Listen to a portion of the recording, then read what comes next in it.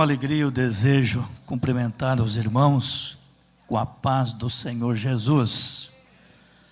Vamos ler a nossa Bíblia, o Salmo de número 73. Vamos ler alguns versículos desse texto tão importante e que me veio ao coração nesta noite para uma palavra, uma meditação dentro desse texto. E eu creio que Deus, Ele pode falar aos nossos corações pela sua gloriosa palavra. Palavra que está no meu coração desde amanhã até agora à noite, não tem como fugir dela. Creio que há alguma direção para os nossos corações esta noite. A palavra de Deus, ela é vida e ela renova cada manhã as nossas vidas também. Ela é sempre nova, a palavra de Deus, até pelo fato de que o apóstolo diz que toda a Escritura é divinamente inspirada por Deus, proveitosa para ensinar, redarguir, corrigir, ensinar o homem e a mulher, ensinar, preparar ele e ela em toda a justiça de Deus, em todo o caminho de Deus, para que este homem e esta mulher seja perfeito ou receba a perfeição do Senhor pela palavra que nos lapida dia após dia. Salmo 73. Verdadeiramente bom é Deus para com Israel, para com os limpos de coração.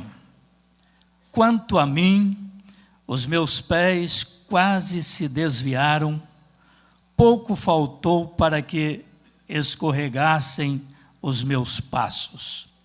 Pois eu tinha inveja dos soberbos, ao ver a prosperidade dos ímpios, porque não há aperto na sua morte, mas firme está em sua força.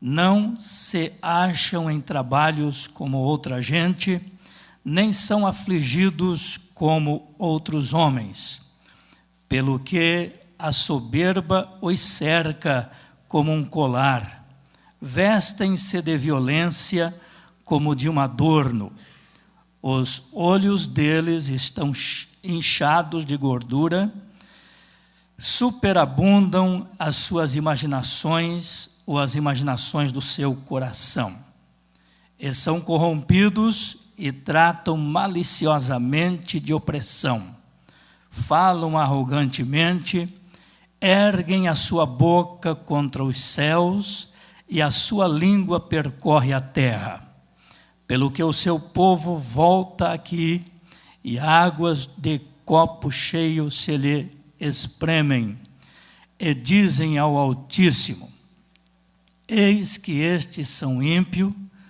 e todavia estão sempre em segurança, e se lhe aumentam as riquezas. Na verdade que em vão tenho purificado o meu coração e lavado as minhas mãos na inocência, pois todo dia tenho sido afligido e castigado cada manhã. Se eu dissesse, também falarei assim, eis que ofenderia a geração de teus filhos. Quando pensava em compreender isto, fiquei sobremodo perturbado, até que entrei no santuário de Deus, então entendi o fim deles. Certamente tu o puseste em lugares escorregadios, tu os lanças em destruição, como caem na desolação, quase no momento, ficam totalmente consumidos de terror, como faz com um sonho o que acorda assim, ó Senhor. Quando acordares, desprezarás a aparência deles. Assim o meu coração se azedou e sinto picadas nos meus rins. Assim me embruteci e nada sabia, era como um animal perante ti. Todavia estou de contínuo contigo, tu me seguraste pela minha mão direita. Tomem assento, meus irmãos. Parece que essa palavra não tem muito a ver com culto público de domingo à noite.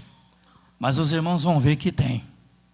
E é uma palavra muito importante e também profunda, e que daqui nós podemos tirar lições importantíssimas para as nossas vidas.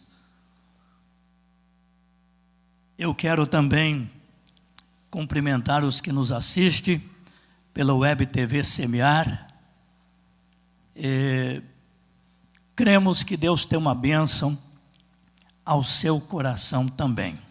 Aonde você se encontra, permanecendo conectado, ouvindo a palavra de Deus, assistindo o nosso culto, com certeza Deus, Ele que está aqui, porque a Bíblia diz que Ele está. E Ele está também aí, aonde você se encontra. E cremos que Deus tem uma palavra ao teu coração. Nós tivemos uma semana fora, semana de convenção.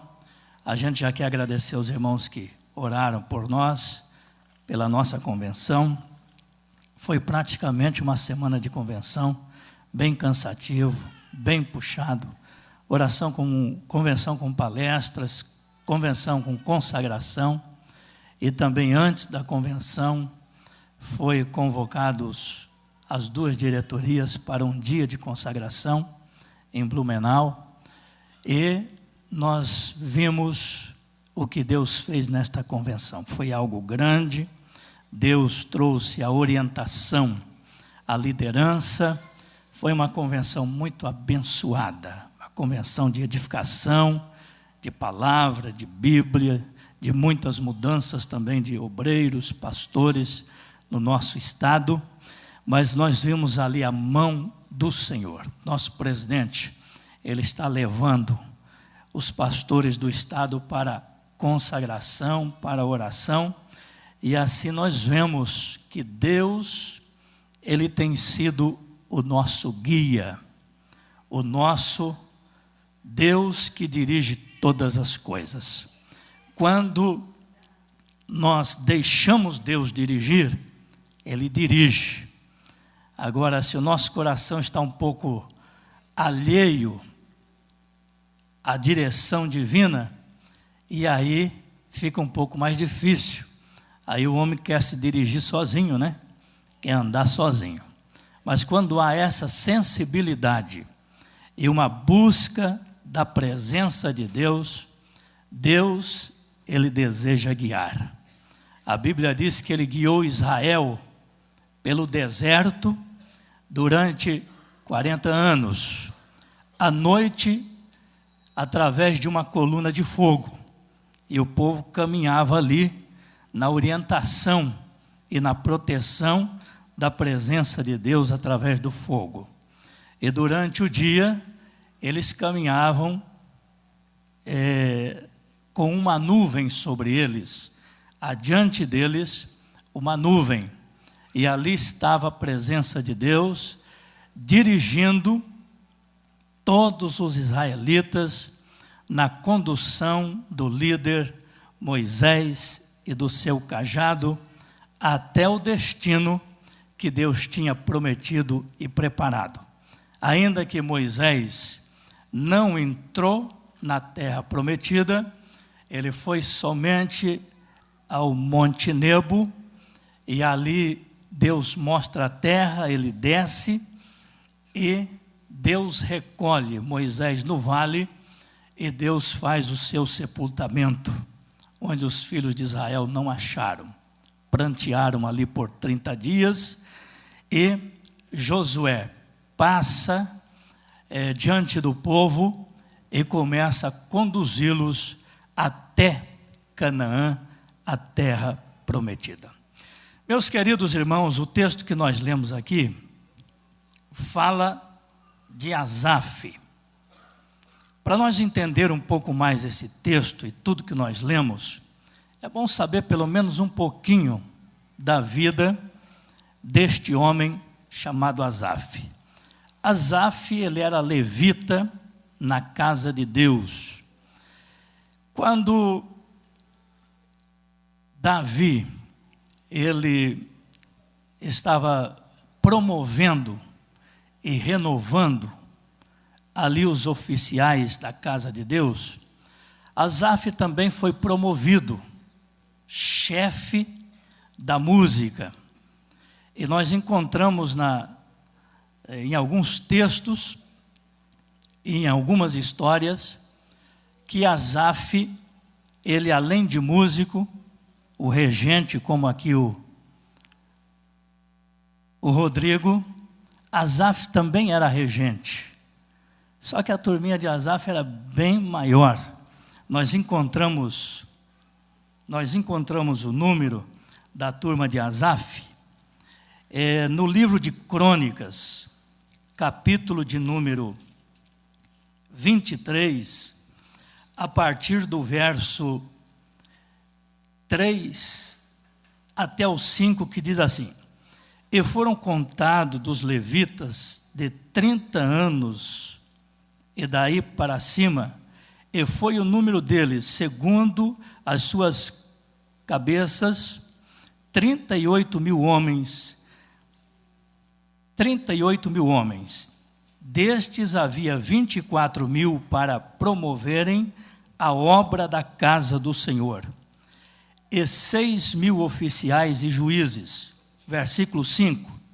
E 4.000 porteiros, e 4.000 louvores ao Senhor com os instrumentos que eu fiz para o louvor, ou para louvar, disse Davi. 4.000 porteiros e 4.000 cantores e também tocadores. E Asaf, ele foi eleito o maestro destes 4.000 que louvava e tocava. Asaf também tocava, ele era professor de música. E ele conduzia esse grande rebanho que Davi havia preparado para a obra de Deus, para ministrarem na casa de Deus, no templo que em seguida seria construído pelo seu filho Salomão. 4.000 porteiros e 4.000 homens que louvavam ao Senhor, inclusive Asaf. E o texto diz, a palavra, ela afirma que Asaf, ele era professor, ele era músico, ele era chefe, e ele era também compositor. Ele compôs alguns salmos, 12 salmos, Asaf e a sua família ele compôs. O Salmo 50 e do Salmo 73 ao 83, são 12 salmos que Asaf e a sua família compôs. Se nós ler direitinho, nós vamos encontrar tudo isso. Mas além disso, além de ele ser professor, músico, compositor, ele também era profeta. Além de professor, Asaf era profeta. E além disso, Asaf também era poeta. Ele tinha algumas funções. Foi sacerdote, vindo da tribo de Levi, que vem a origem sacerdotal. Então Asaf foi esse grande homem. Ele tinha uma comunhão com Deus muito grande. Era um homem crente, temente a Deus, servia a Deus com alegria. E esses louvores e estas músicas eram contínuas na casa de Deus, na regência desse sacerdote que a sua ministração, os seus deveres, não era simplesmente pregar, talvez não pregava, mas ele era cantor, músico, professor, e também ele compunha as músicas. E nós encontramos no salmo que nós lemos aqui nesta noite, a partir do versículo 1, até o versículo de número, deixa eu ver aqui, até o versículo de número 30. Versículo 23 que nós lemos, todo esse salmo foi composto por Asaf. Todo esse salmo. E não só esse, mas como eu já disse, os 12, 50 e do 73 ao 83. 12 salmos que Asaf compôs. Esses salmos, e muitos deles, têm poesia. Por isso que Asaf era um poeta. Em alguns desses salmos, existe a semelhança de uma profecia. Asaf, ele era profeta. E também, em outras ocasiões, e nesse que nós lemos, nós vemos a expressão dele, desse salmo aqui, fazendo uma linda oração. E nessa oração, nós encontramos aqui uma alegria no coração de Asaf. Mas nós encontramos nesse salmo também uma grande confissão. Asaf faz uma confissão. Lá no final, ele começa a ter uma alegria, porque ele começa a entender algumas coisas de suma importância. Mas dentro desta pequena explanação, nós já podemos entender quem era Asaf, filho de Baraque, um verdadeiro homem de Deus, que desfrutava de uma comunhão profunda com os céus, com Deus. O seu serviço era contínuo no templo, na presença de Deus e diante de Deus, o responsável por toda aquela turma de 4.000 homens que ali louvavam a Deus, adoravam ao Senhor e também com seus instrumentos que eles tocavam para Deus. A comunhão de Asaf com Deus, nós encontramos ela de uma forma clara dentro deste salmo. Ele começa dizendo o seguinte: bom é Deus para com Israel. A primeira expressão, o primeiro versículo, bom é Deus para com Israel. Asaf, ele conhecia verdadeiramente a grandeza de Deus. E após ele expressar a bondade de Deus para com Israel, que ele está falando aqui, ele continua dizendo, para com os limpos de coração. Bom é Deus para com Israel e para com os limpos de coração.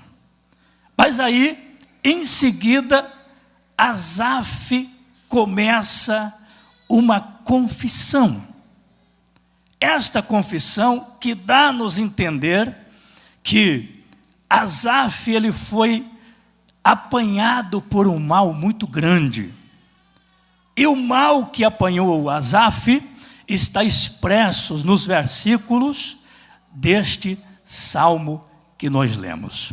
Aqui, meus irmãos, dá-nos entender, eu estava estudando este salmo, meditando neste salmo, entendendo que a Bíblia diz que Paulo falando que, havendo feito tudo isso, estando revestido com as armas de Deus, para que possais ficar firmes no dia mau. Porque o dia mau, ele vem. Ele pode atacar qualquer pessoa, qualquer membro da igreja, qualquer membro aqui da orquestra. Aleluia! Desde o membro que serve a Deus aqui no templo 40, 50, 60 anos. O dia mau pode lhe pegar. Ninguém está isento disso. Quando Paulo fala sobre as armaduras de Deus, para que nós precisamos estar firmes contra as astutas ciladas do diabo, nos revestindo da plenitude de Deus, da graça de Deus, do amor de Deus, da espada do Espírito, do escudo da fé, do capacete da salvação. Por quê? A luta deste povo que se chama pelo seu nome, que fala de Deus, que nasceu de novo da água e do Espírito, e que tem a plenitude de Deus, a graça de Deus, que foram transformados em novas criaturas quando receberam Jesus. Este povo, esta gente, muitas vezes, durante a caminhada, torna-se um alvo de Satanás, torna-se uma pessoa que está na mira do inimigo, e que este dia mal pode apanhar qualquer uma pessoa, como apanhou Asaf, como Paulo aconselha no seu texto da sua carta, que pode acontecer. Por quê? A luta deste povo que tem a marca de Cristo, a marca do sangue, nova vida, cidadão do céu, aleluia, que caminha em direção a uma pátria celestial que nos espera, que o próprio Jesus neste mundo, antes dele ir, ele disse: eu vou preparar-vos lugar, para que aonde eu estiver, vós estejais também. E ele disse: eu quero que vocês estejam lá comigo, por isso eu vou antes preparar lugar. E quando ele está dizendo que ia, os discípulos entristecidos, dizendo: não vá, Jesus, porque se tu for, nós ficaremos órfãos, ficaremos só. Jesus disse: é bom que eu vá, porque eu indo, eu enviarei a vós o Consolador, o Espírito Santo, que estará convosco, ficará em vós, até o dia da saída da igreja deste mundo, para o lugar que eu for preparar para vós. Bendito seja Deus. Esse mal atingiu Jó também, não é verdade? Atingiu Jó. Ele foi tão atingido por uma permissão de Deus, por uma instigação de Satanás, por uma incitação diabólica. Quando o diabo chega diante de Deus e Deus pergunta a ele: de onde vens? Ele diz: de rodear a terra e de passear por ela. O diabo gostava de passear, né? Gostava e gosta de passear. Eles apareceram junto com os filhos de Deus, e Deus: viste lá o meu servo Jó, como ele é fiel, temente e se desvia do mal. O diabo, que não perde tempo, ele disse: mas também tu cercaste a vida dele de bens, de riqueza. Era só o que faltava, ele não ser temente a ti. Olha o que o diabo disse. Aí Deus, ele pede para tocar em Jó, na vida de Jó, e Deus dá a permissão para tocar nele, tão somente preservar a vida, ou Jó com vida, sem tocar na vida. Vem o inimigo e toca na vida, no corpo, na família, na riqueza, nos bens, e Jó vai para a cinza. Interessante, irmão, que até os amigos de Jó, bons amigos, né? É bom ter amigos, é muito bom ter amigos, porque de vez em quando nós precisamos de um ombro amigo, chegar na casa de um amigo, de um irmão fiel, de um amigo, aleluia, para abrir o coração. Isso é bíblico. Comunicai com os santos nas vossas necessidades.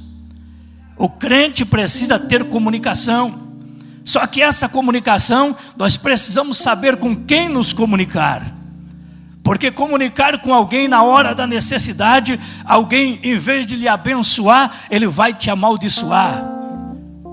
vai fazer mau juízo, vai suspeitar mal.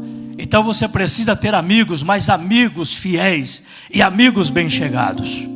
Mas a Bíblia diz que os amigos de Jó, eles acusavam Jó, e eles acusavam Deus também. No entanto, mais à frente, quando nós lemos o texto sagrado, Deus diz para eles pegar um animal, ir lá na casa de Jó, e lá oferecer sacrifício, para que Jó oferecesse sacrifício por eles, ou eles oferecessem ali o sacrifício, pelos seus pecados, pelas suas acusações com que eles estavam acusando Jó, e também acusando Deus. Porque Deus ficou irado com os amigos de Jó, porque em vez deles ajudar a Jó, eles passaram a acusar a Deus e acusar a Jó.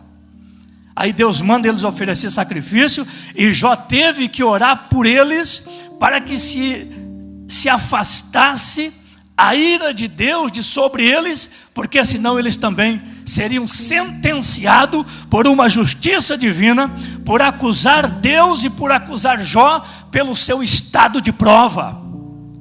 E aí lá eles recebem, Jó recebe os dois amigos, oferecem sacrifício, e o mal é aplacado, Deus perdoa, Deus tira a sua ira para não sentenciá-los, porque as acusações estavam visíveis, estavam públicas diante de Jó e também diante de Deus.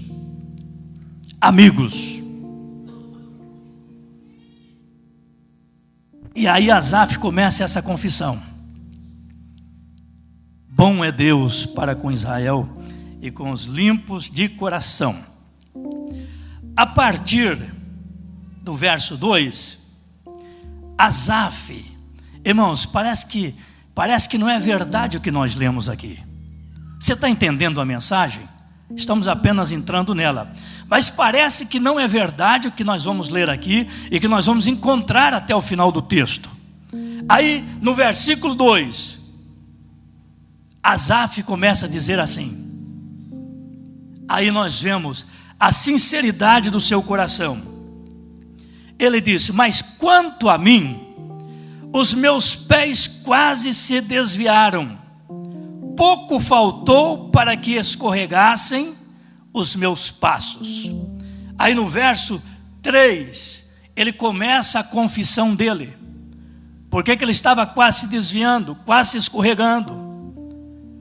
O seu olhar, a sua meditação, o seu análise levou Asaf à ruína. E no verso 3, pois eu tinha inveja dos soberbos, ao ver a prosperidade dos ímpios, porque não há aperto na sua morte, mas firme está na sua força. Nem na morte não tem aperto, firme está na sua força. Não se acham em trabalhos como outras gentes, nem são afligidos como outros homens, pelo que a soberba os cercam como um colar, vestem-se de violência como de um adorno. Os olhos deles são inchados de gordura, superabundam as imaginações dos seus corações, são corrompidos e tratam maliciosamente de opressão, e falam arrogantemente. Jó está descrevendo o estado e a posição do ímpio e do pecador sem Deus. Ou melhor, Jó não, Asaf. Ele está descrevendo a situação do ímpio. E parece-me que a visão de Asaf, o sacerdote, o homem de Deus, que tinha uma comunhão plena com os céus, e que estava 24 horas à disposição do serviço da casa de Deus, da música, do louvor e do ensino das letras sagradas da melodia. Bendito seja o nome do Senhor. Eles são assim, os ímpios, erguem a sua boca até os céus para blasfemar de Deus. E aí ele diz que a sua língua, a língua do ímpio, ela percorre a terra, criticando, falando mal, zombando, cheio de maldade, de malícia, de coisas ruins. Esta é a nominata que Asaf apresenta da vida do ímpio. Desse que ele disse que ele teve inveja deles. Ele teve inveja. Ele começou a analisar estas coisas e todas estas coisas ruins começou a entrar no seu coração e na sua vida. Por isso que ele menciona: os meus pés quase se desviaram. Quase andei ali. Em um momento que Asaf tira o seu olhar do trono, da eternidade, de Deus, em um só momento, a sua visão deixou de ser horizontal. E ele passou a ter uma visão vertical. Aí começou a entrar o perigo na sua vida. Começou a entrar todas estas maledicências em seu coração e na sua mente. Pelo que o seu povo volta aqui, e águas de copos cheios lhe se espremem. E dizem: como sabes, Deus? Eles ainda duvidam e blasfemam, claro, são ímpios. Ou há conhecimento do Altíssimo? Eis que estes são ímpios e todavia estão sempre em segurança, e se lhe aumentam as riquezas. E aí ele volta para dentro dele: na verdade, que em vão tenho purificado o meu coração e lavo as minhas mãos na inocência. Verso 14: pois todo dia tenho sido afligido, castigado cada manhã. Parece que não dá para entender muito esse negócio. É claro que o justo, Davi diz que muitas são as aflições dos justos. E Asaf menciona aqui: cada manhã é castigado, é afligido. O que adianta eu lavar as minhas mãos na inocência?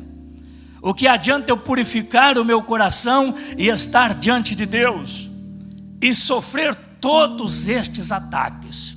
Porque, meus irmãos, Paulo escreve no Novo Testamento a carta falando das armaduras de Deus e dos ataques, que a nossa luta não é contra a carne nem contra o sangue, mas vê quanto Satanás se levantou contra os filhos de Israel no deserto, desde a tirada do Egito até chegar em Canaã, a terra prometida.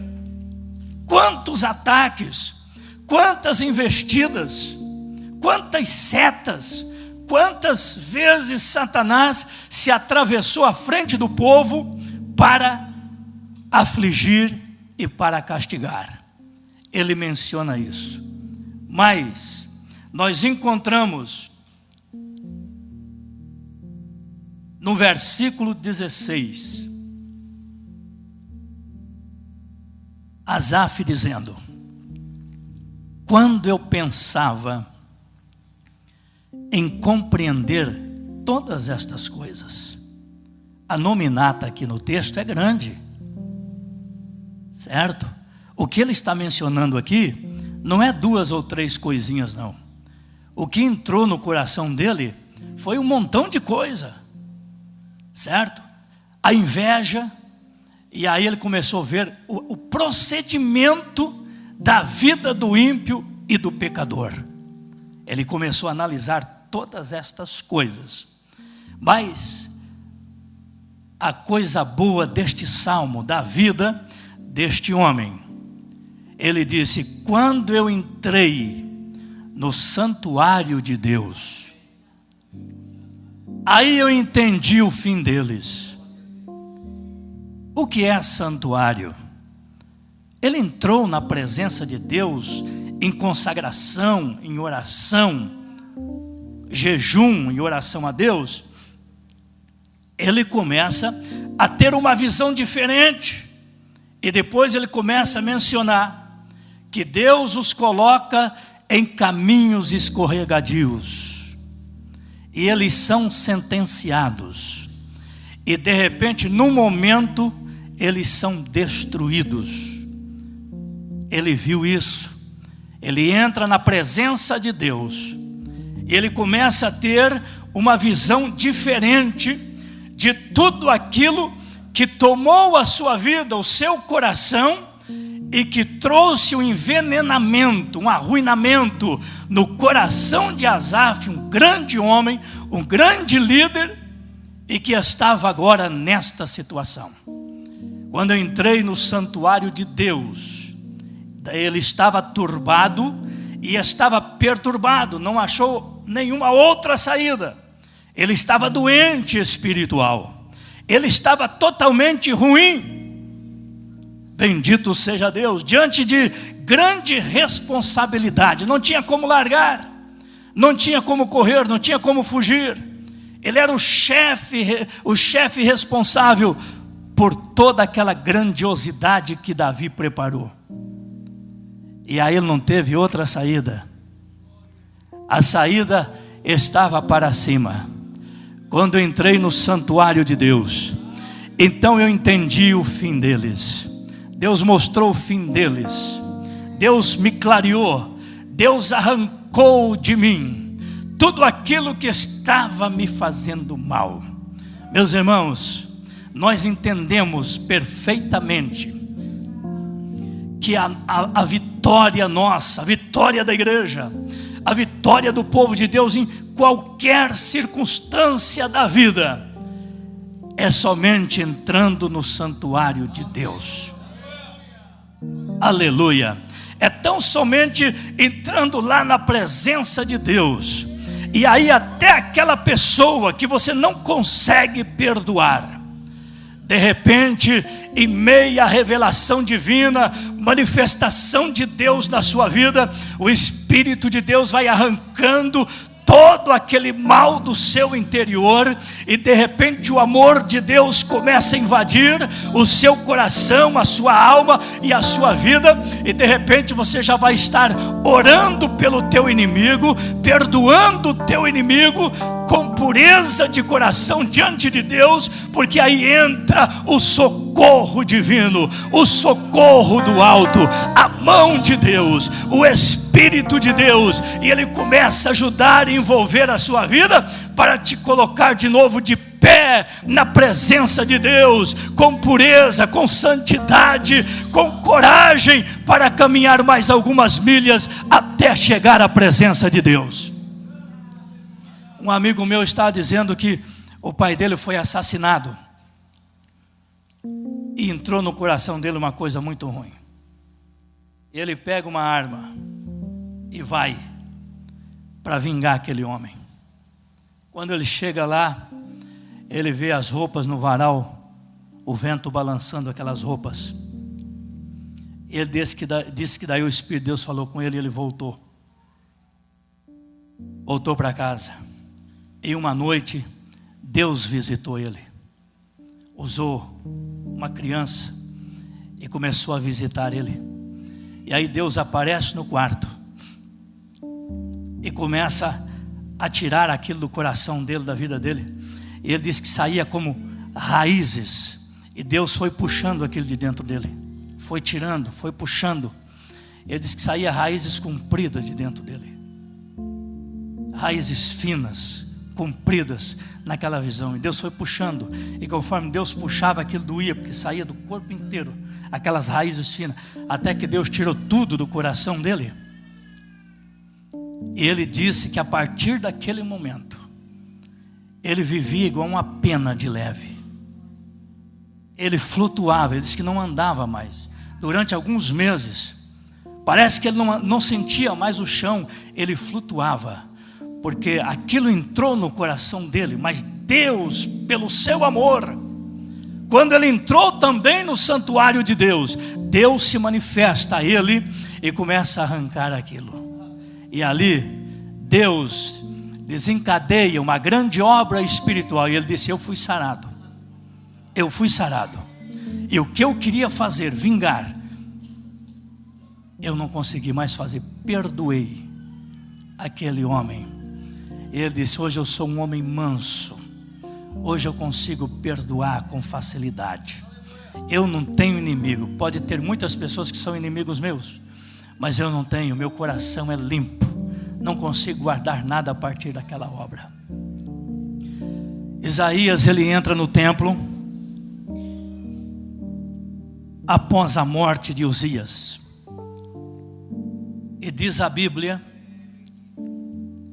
que, buscando a Deus no santuário, ele teve aquela linda visão. E quando ele teve aquela linda visão, ele disse: ai de mim, Senhor, que vou perecendo. Sou um homem de lábios impuros e habito no meio de um povo de impuros lábios. Os meus olhos viram o Senhor dos exércitos. E naquela visão ele vê um anjo que voa e sai do altar com uma tenaz e uma brasa no tenaz, e vem, toca os seus lábios. E o anjo disse: purificado o teu pecado, tirada foi a tua iniquidade. E após esse processo, ele ouve uma voz: a quem enviarei? A quem há de ir por nós? Aí ele se coloca: eis-me aqui, Senhor, envia-me a mim. Mas antes disso, tantas coisas no palácio. Ele era primo do que morreu, Uzias. Isaías estava amarrado por tantas amarras.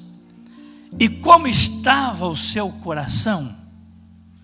Isaías foi consagrado profeta, mas ele estava numa situação em que também olhava para os ímpios e para as nações, e levantava a sua mão e o seu dedo e a sua língua. Quando eu leio o Salmo 73, que Asaf começa a dizer: eles são ímpios, eles erguem a boca até o céu e a sua língua percorre a terra. Eu me lembro da visão de Isaías, lembro perfeitamente, né?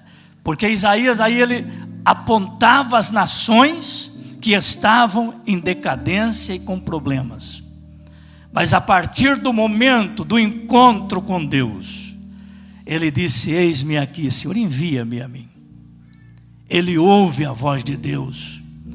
A visão que tremeu o templo, os umbrais das portas se moveram, a voz foi possante e poderosa. Meus irmãos, são 9h. O que é nesta vida, ou nesses dias, que vem entristecendo o seu coração? Será que ele está dizendo: bom é Deus para com Israel e para com os limpos de coração? No capítulo 5 de Mateus, nas bem-aventuranças, o escritor está dizendo: os limpos de coração verão a Deus. Oh glória! O Salmo 139, ele está dizendo: de longe tu me conheces, Senhor, tu me sondas. Aleluia! E ele diz: tu conheces, ó Deus, o meu assentar e o meu levantar, e de longe tu me entendes.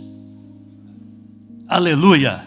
Por isso que diz a Bíblia que todas as coisas estão nuas e patente ante o olhar de Deus. De Deus ninguém se esconde. De Deus ninguém se esconde. Quando Davi numera o povo em Israel através de Joabe, Joabe traz a soma. Deus se ira contra Davi por causa daquela atitude. E Deus manda o profeta Davi dizendo: te proponho 3 coisas, escolha uma delas para que eu te faça: que os homens te persigam,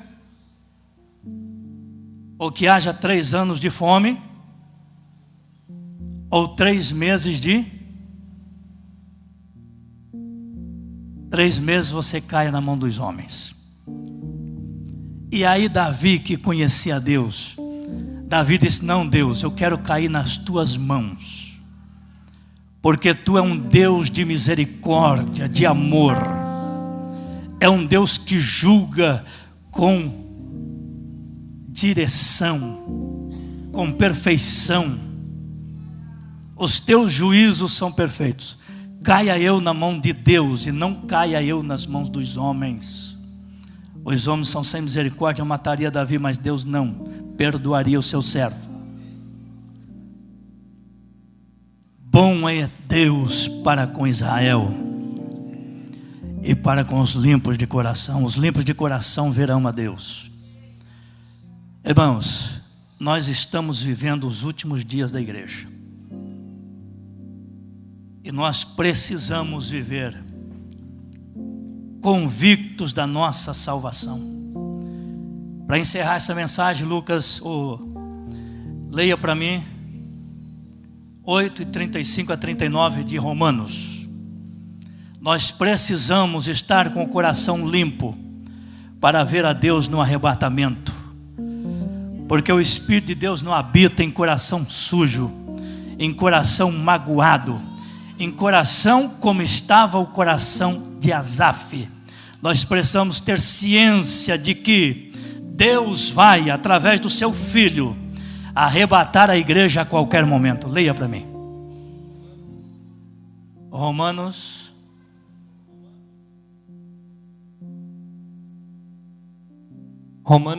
8:35 a 39. Quem nos separará do amor de Cristo?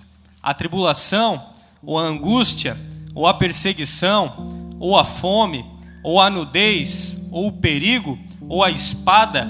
Como está escrito: por amor de ti somos entregues à morte todo dia, fomos reputados como ovelhas para o matadouro, mas em todas essas coisas somos mais que vencedores, por aquele que nos amou.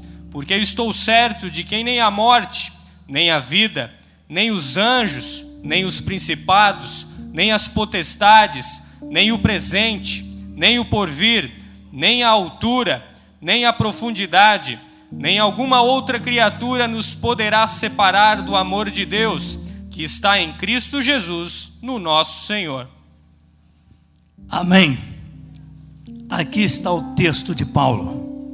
Quem nos separará? Nada, irmãos. Nada nos separará do amor de Deus. Nada, nenhum tipo de luta. Se Cristo está no seu coração, você está blindado por Deus.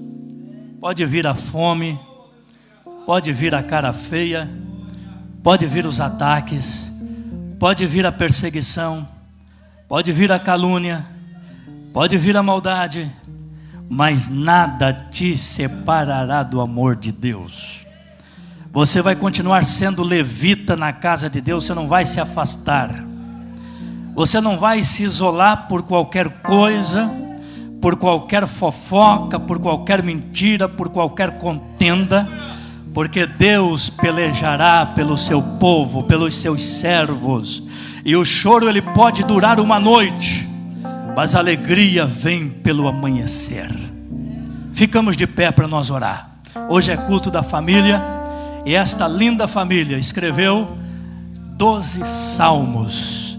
Asaf e a sua família escreveu esses lindos salmos. Uma família entregue ao serviço de Deus, para compor música, para ensinar música, para ser abençoada por Deus. Uma família ligada ao serviço da casa do Senhor.